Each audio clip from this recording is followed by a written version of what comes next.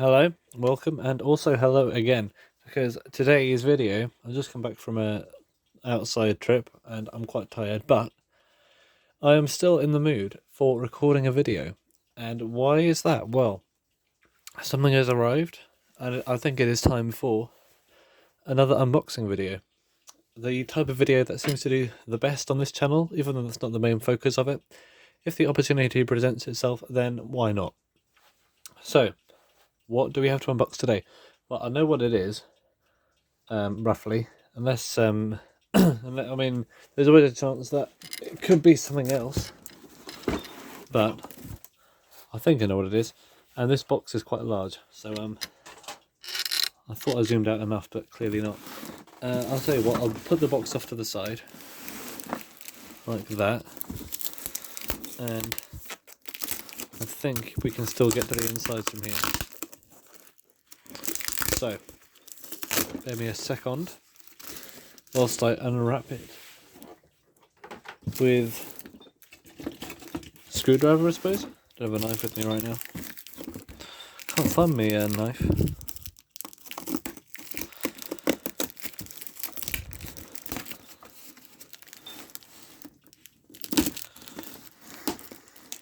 Okay, so what have we got? Well, if it is what I think it is, this is quite pretty cool, exciting stuff. Alright, are we ready? I don't know if opening this box on its side was the best idea, so I'll tip it this way up, and then I can pull the stuff out from the top without my oil spilling everywhere. Okay, ladies, gentlemen, why is this box not opening the way I was expecting it to open? That is because I have mistaken the lid for something that was not the lid. It was actually the side. Alright, back to the drawing board. A lot more tape to remove then. I thought these were I thought this short end was the opening, but it wasn't. It was actually one of the sides. So let's rethink and recoup.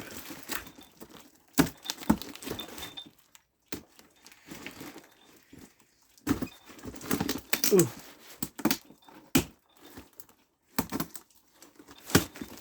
Right, okay, I think we're finally there. So, as we were, let's carry on. Put my screwdriver there just in case we might need it to disassemble anything that might come out. Alright, okay, here we have it. That is a lot of stuff. So, let's begin with... This flaps annoying, isn't it? A bakelite rim with a crack in it. I don't know what that's for, and it looks like it's actually been repaired at some point with some sort of a chemical. But we have a bakelite part. Now, bakelite is usually associated, in my opinion, not always, with electric locks. And that might be a bit of a theme to today's video. Alright, next up is this. I think it's also bakelite. Some kind of thing. I mean, it's got double-sided tape on it, which is still sticky. And it's got a hole and a thing here. Is this the front of something? Is this... Oh, this kind of matches up here. Interesting. More. Oh, wow. Okay, this is the back of a Smith's electric clock. I've never seen one with a polished brass inside. Usually they are matte black painted, like powder painted. But this might be an earlier one or something, or maybe a later one, I don't know. Well, it's Smith singular, so it's probably 40s or earlier. Yeah, this is it's quite a nice piece, this. Shame I don't have a clock to put it on. Alright, next up. I'm sorry if this is kind of mundane stuff, like bezels and stuff, but I'm excited, and it might all piece together in the end. For example, this is a very nice nickel bezel, which looks intact. In fact, I recognise these evenly spaced lugs. You know what else has evenly spaced lugs on it that I noticed? This looks like it has 6 kind of or a number of like knobbles on it. I think this, you see this around the edge? It's got kind of like knobbles on it, and I noticed that. So maybe this. Look at that. We have discovered something, ladies and gentlemen. That goes with that, possibly. Alright, let's carry on. Oh, okay. This is, yes, this is electric clocks. This is the movement of a Smith's sectric alarm clock. There's no rotor in there, but there is a weird piece of metal, which probably shouldn't be in there. This motor, if the coil's good, I can probably repurpose it and use it in my, what's it called? My timer clock that I'm trying to work on, because that needs a new motor, so I might well do that. Either that, or find a case for this thing. Actually, I do have a case for this thing. This is probably out of a Model CA alarm clock called AutoCal, and as a matter of fact, I have the case for one right here. This needs a movement, so it's either from one like that, or most probably it came from whatever this was. See that? And I just noticed this is the black bakelite knob. I'm pretty sure the earlier ones had the black bakelite and the later ones have white bakelite, but I don't know. I need to do some more research on this. I've never worked on something quite like this before. A bit dented as well. Hopefully there's some usable stuff in here. If anything, the hands are pretty good. Right, next up. Okay, look at this. This is a mechanical movement with a key, which is locked on, and a little knob. I don't know what this is for. It's not for that. It is for something, but the escapement is just like all broken. I don't think I'm really going to keep this thing. I'll probably sell it on to someone and try and convince them that the escapement isn't as destroyed as it is. So yeah, I don't know if I can really work on a platform escapement that's broken like that. I'll have to have a look at it at some point. Very fancy. Okay, next up. Another one of these bakelite rims. This one's broken. Okay, enough of that. This is a piece of paper with numbers on it. Numbers that match up with a clock face. Why would there be paper behind a thing? I don't, you see a 5 there, don't you? 5, 4, 3, 2, 1. That looks like a Smith's kind of thing. Alright, next up is some more of that. Okay, here's a complete clock-ish. This is a Smith Sectric auto-alarm or auto-bell. This looks kind of rusty, but it's an old one. This probably goes on there, doesn't it? Look at that. Oh, there's no hand setting knob. There's no shaft to set the hands. I suppose I could make the best out of these two with that one there. It's also a luminous one as well.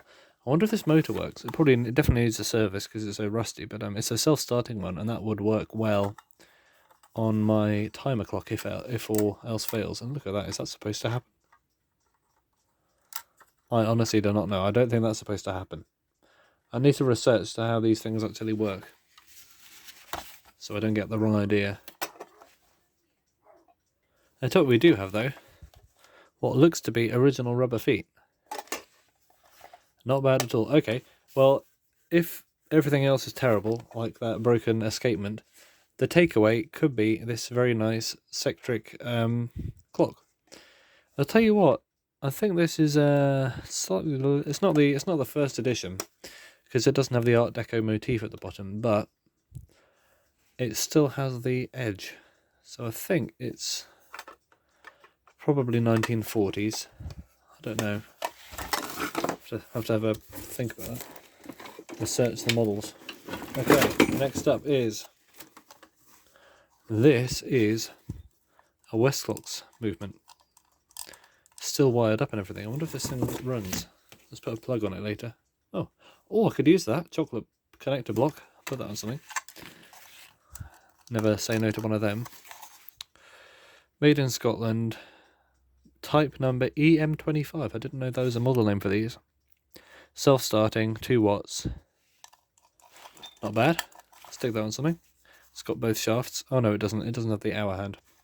Well, it's got 2 out of 3. Still, I mean, better than 0 out of 3. Looking for seconds hands. Yeah, this is a westclox. I wonder if it's got a date stamp in it. It's a brass one. It might do. Oh yeah, there is a little date stamp up there. It's very faint. I didn't know where to look, to be honest. I just sort of saw it out of the blue. Let's get a cotton bud. I've got my fast-paced, distracted and excited voice on right now. UK 567. This is a May 1967 westclox movement in a plastic housing for a wall clock. Could be off a number of models. Might be a westclox Gay. There was a model called the Gay. I can't think of any other models that use this movement off the top of my head, but that's the one that came to mind, so make of that what you will. Right, next up. Ooh, this is nice. Okay, look at this. This is a nice, good condition as well, bakelite clock case with metal brackets inside to hold something in. Oh, one of 2 metal brackets, the other one snapped off. Yeah, I don't know what this is from. Maybe one of these, maybe this fits in here. No, not quite. Okay, well, how about the other bakelite rim? That was the same colour. Ah, we're building something up here. This is a lovely case. Is this from a Ferranti? I don't know. I kind of recognise it. It looks like either a Ferranti or a Smith's. An early Smith's from the 30s, early 30s. Very nice indeed. Let's move on. Happy with that, that's cool, isn't it? Okay, we've got another case. Ooh, a wooden one. This is the front, I presume, with the extra bits of feet. This is the back. I think it might be from an electric clock, judging by the rest of this stuff here. And maybe this fits in there. No, this does not fit with anything. Oh no. Well, that could kind of work, but it doesn't really have a face, does it? They need a movement, all kinds of stuff to go in there. Still, it's a good case if I find a movement that fits in it. Next up. Ooh, a bijou. This is a Smith's bijou movement from, doesn't have a date, 11-0. That doesn't make sense to me. Maybe it was from a year ending in 0, like 1950. Oh wait, there's more numbers. Okay, I don't recognise this back. Usually they have like a moulded shroud, but this is sort of a plate. It's got a telltale. Ah, this must be for this. Yeah, if you look through that hole now, you can see that telltale. So that when the clock runs, you can see it's running. It's like an alternative to the power flag. But it's great to have an hour pipe on there, because usually, well, the one I've got is missing. If this runs, that'll be amazing. It's even got a plug on it. We can test some of this out later. Alright, next up. Bit of bakelite, probably from one of these bakelite rims. There's so much bakelite going on right here. That is shining my camera to nothingness, so let's tilt that backwards. Let's get some of this stuff out the way before it covers everything in stuff.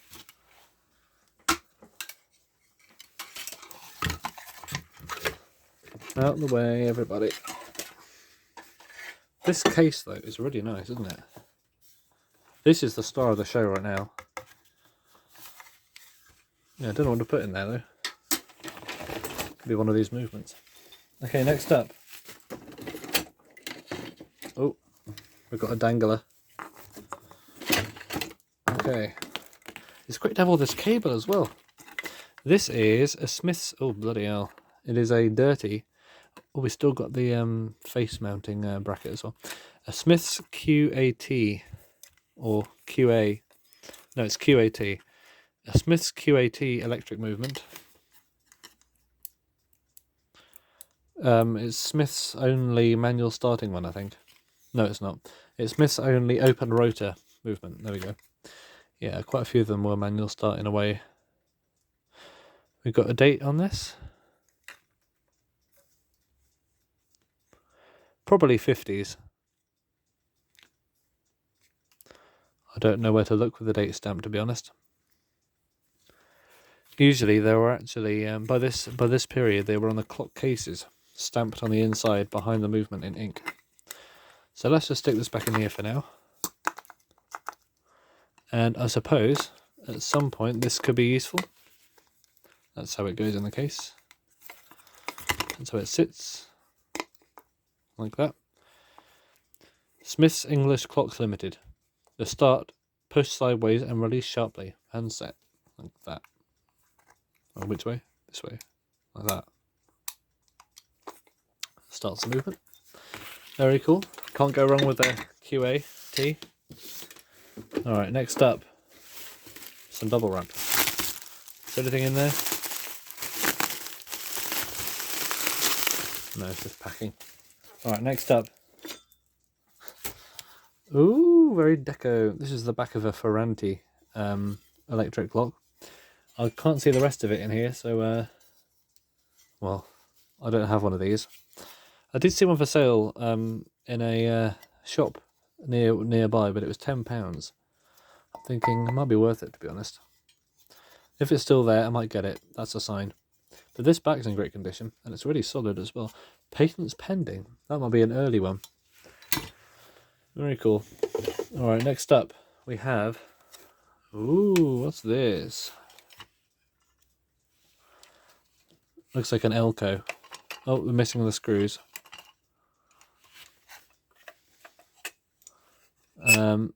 Made in England. We got a weird off-kilter face, which is probably not supposed to be like that. A horrible scratching noise. I'll put the case aside for a second. Right, oh, we've got luminous hands on an electric clock. That is unusual because it's not an alarm clock. Probably just a bedside clock of some kind. Things that hold the dial on. Oh, look at these. Coiled wires that go to the coil. This could be pretty cool. Oh, that's how you start it. See the motor, oh, look at the amount of wheels in there. That is proper nice early electric clock kind of stuff going on. Look at the sheer amount of wheels in there. Yeah, you push it and turn it. Wait, how did I do that? Oh, it's threaded. You need to turn it the other way. Push it and spin it to get the motor turning like that. All right, very cool. This looks like it could probably be working. We've got a telltale in there that looks like the Young'uns logo. And I think this is made by Elco.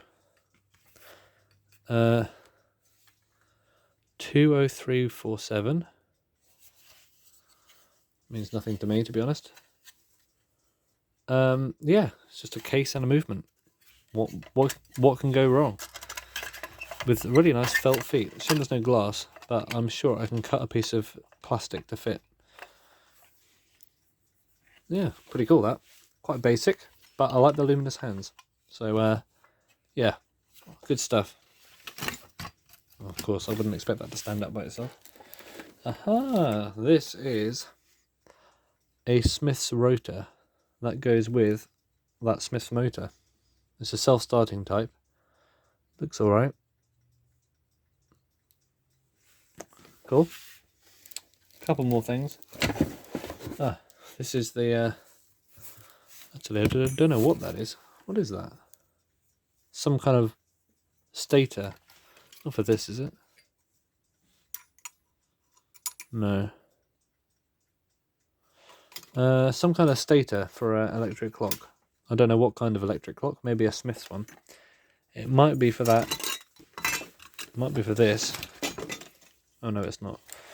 I don't know what this is from, but there's no coil.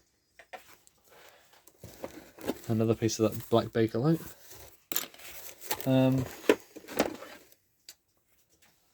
Okay, maybe it's from this.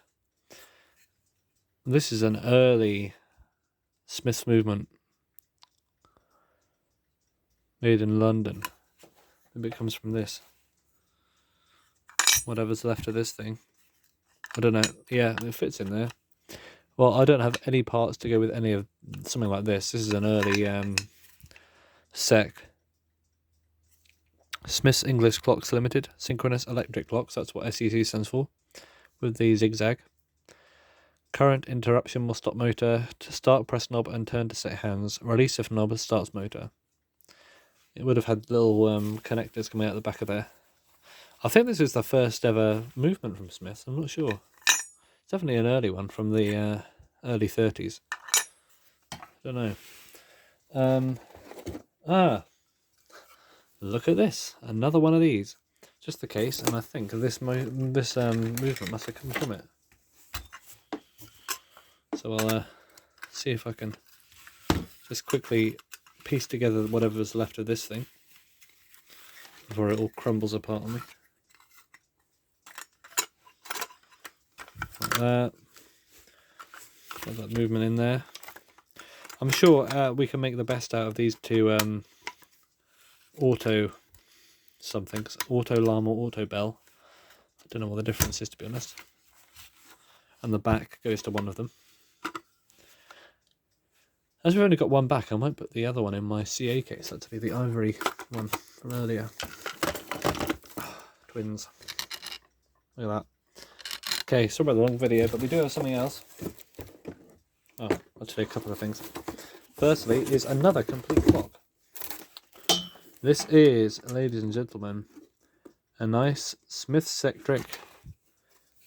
electric clock. Probably has a similar movement to, actually I don't know what movement this has got in it. It's like an off-center bijou with a knob that comes down. That does not look correct. I'll open it up in a second. Very interesting. Actually, what I'm going to do is I'll leave this video after getting everything out of the box. And then I'll do another part which is going into detail about it. How about that? So yeah, this has a plastic dial.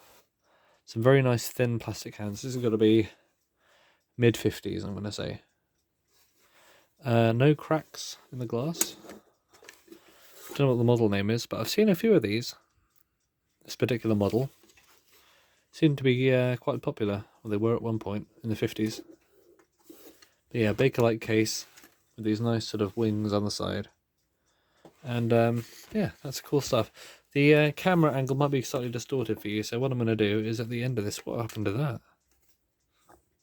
Oh, it just got paint on it. At the end of this, Premier brand plug. I've never come across that before. I'm going to put them all further back so you can see them in better detail without the camera distortion. And look what I found. This must be from that square one. To start, press knob in, turn it slowly in the direction of arrow and release. Handset knob. 250 volts, AC 50 cycles, serial number 12041. Does that match the serial number of mine? 12041? No, this is not that. Well, someone must have swapped the back around at some point, unless they must have had different serial numbers. Who knows? I do not work for this company. I think it's made by Elco, which were a company that started after the war, 1947 or something like that. Does this go on there? Oh yes, look at that, that's a fit. Okay, we've got a complete clock. Excellent. Just need some glass, but it's just a pretty much basic square, so I can cut that out of plastic myself. With luminous hands. How pretty cool is that? Very pretty cool. Okay. And I think we're there. So We've got more of this dial, whatever that was from. I think we're there. So, time to round them all up. So we got our early auto alarm, auto bell. Got the other one, more decrepit version, not luminous. We got a bijou movement, and what I assume is the front of it. Where do I put that? This might go with one of the cases, but I don't know which one. I'll see in a second which one it kind of might fit into. This looks like it will fit better than it actually does, to be honest. It's weird. I was gonna say, why does this not fit perfectly in there? But then the thickness of the case itself might have something to do with that. Yeah, this probably works with a similar kind of movement. It's weird that it doesn't have a dial. Yeah. But this looks like it's part of the same thing. Not sure. Yeah, no dial, but it does have a white center. I'm kind of inclined to think that it might have had a dial at one point and it got removed. Let's take this tape off. Don't know if that white paint's original. Probably said Smith's Electric underneath.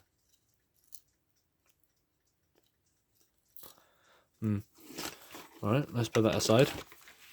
We got this, whatever's left of this. More bits of bakelite. The motor, the rotor from this. This nice Smith's. This Elco. This Smith's movement. The dirty one. Doesn't look particularly healthy to me.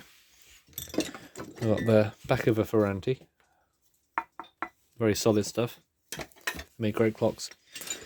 We got a mysterious mechanical movement, which probably has no hope in my hands. So I think I'll probably sell this on at some point. I don't know who made it. It doesn't look, I don't know, it looks British, but I'm not sure.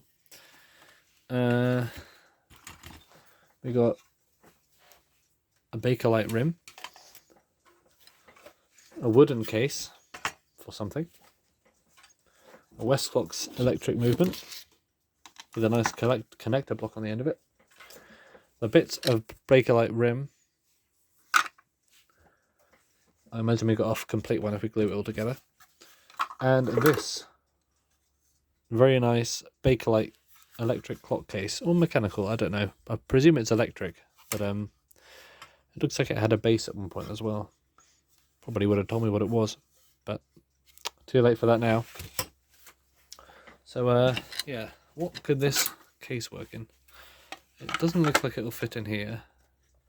Actually, I imagine that might have gone with the early super destroyed movement, wherever I put that. Got a slightly worried feeling that it might have gone with this. Yeah. Oh, actually, look at that. That's also got that knobbly rim. Let's see if I fit that on there. See what happens. Does this look like a clock that might have existed at one point? See if I can actually get this on properly. Well, we're missing the front of the case. Oh no, this different number of knobbles, so it's not going to mesh correctly. But that might have gone in there. If not, maybe there's a black one. Although that kind of fits with the wooden one as well. Either way, I can't... Oh, actually, we got it fitting.